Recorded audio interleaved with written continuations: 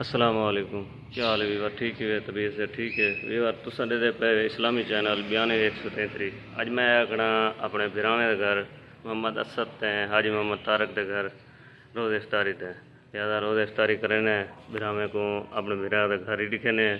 इंशाल्लाह अल्लाह तो खुश रखे। मेरे चैनल को सब्सक्राइब भी किया करो।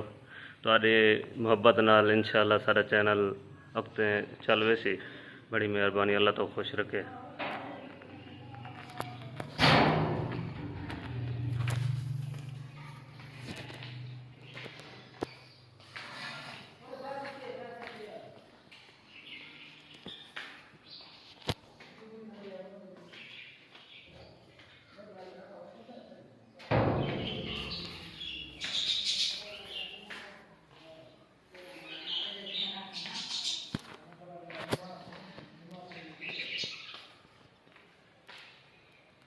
ये मोहम्मद असद का घर है ते ये सारे बुजुर्ग अबू जी बैठन।